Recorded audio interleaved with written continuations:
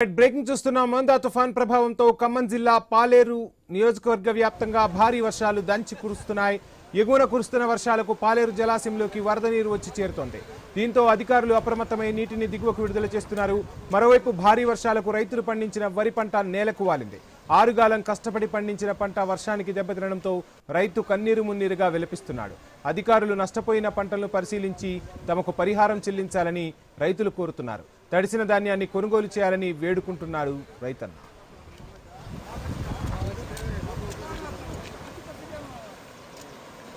చూడవచ్చు, మొత్తంగా చేతికొచ్చిన వరి పంట నేల కొరిగిన దృశ్యాలను మనం ఐన్యూస్ స్క్రీన్ పై చూస్తున్నాం. ఖమ్మం జిల్లా వ్యాప్తంగా పెద్ద ఎత్తున వరి సాగు చేస్తారు రైతన్నలు.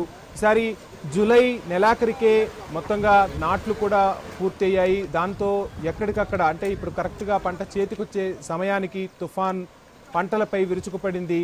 మొత్తంగా ఖమ్మం జిల్లా వ్యాప్తంగా అన్ని పంటలకు ఈ తుఫాన్ అనేది తీవ్ర ముప్పు కలిగిస్తున్న పరిస్థితి అయితే కనిపిస్తుంది.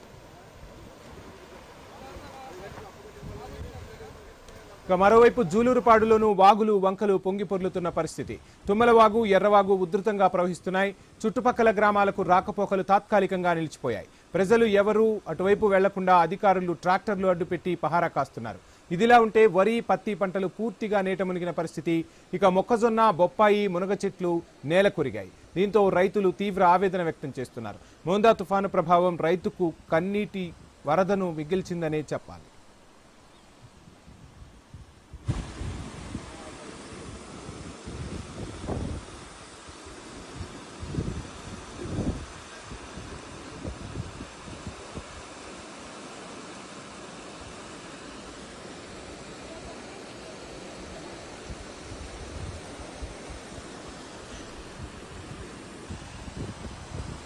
మొత్తంగా పచ్చని పంటలపై ప్రకృతి కన్నెర చేసింది. రైతన్నకు పంట చేతికొచ్చే సమయానికి మోందా తుఫాన్ తీవ్ర ప్రభావాన్ని చూపించింది. పంటలు మొత్తం కూడా నేల కొరిగిపోయాయి. జిల్లా వ్యాప్తంగా వరి, మొక్కజొన్న, పత్తి ఎక్కువగా సాగు చేస్తారు. అన్ని పంటలకు తీవ్ర నష్టాన్ని కలిగించాయి. ఇక బొప్పాయి, మొక్కజొన్న పంటలైతే పూర్తిగా నేల కొరిగిన పరిస్థితి. మరోవైపు వరి కూడా పొట్ట దశలో ఉంది. వరికి కూడా తీవ్ర నష్టమే అని అంచనా వేస్తున్నారు వ్యవసాయ శాఖ అధికారులు. జూలూరుపాడులో అయితే వాగులు వంకలు తీవ్రంగా పొంగి పొర్లుతున్నాయి. అటు పాలేరు వాగు కూడా ఉధృతంగా ప్రవహిస్తుండటంతో అధికారులు గేట్లను ఎత్తి కిందకు నీటిని వదిలేస్తున్నారు. చుట్టుపక్కల గ్రామాలకు రాకపోకలు తాత్కాలికంగా నిలిపివేయబడ్డాయి. అధికారులు ఎప్పటికప్పుడు ప్రజలకు అలర్ట్లు జారీ చేస్తున్నారు. అవసరమైతే తప్ప బయటకు రావద్దని చెప్తూ ఉన్నారు. ఇక ఖమ్మం జిల్లా తిరుమలాయపాలెంలో 7.6 సెంటీమీటర్ల అత్యధిక వర్షపాతం నమోదైంది. ఆకాశానికి చిల్లు పడిందా అన్నట్టుగా వర్ణుడు విజృంభిస్తున్న పరిస్థితి. దీంతో చెట్లు కూడా చాలా నేల కొరిగాయి. ఎక్కడికక్కడ రహదారులు దిగ్బంధం అవుతున్న పరిస్థితి.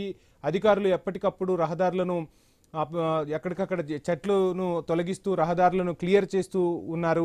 అయినప్పటికీ కూడా వర్ష ప్రభావం ఇంకా కొనసాగుతోంది. జాగ్రత్తలు పాటించాలని అధికారులు తెలియజేస్తున్నారు.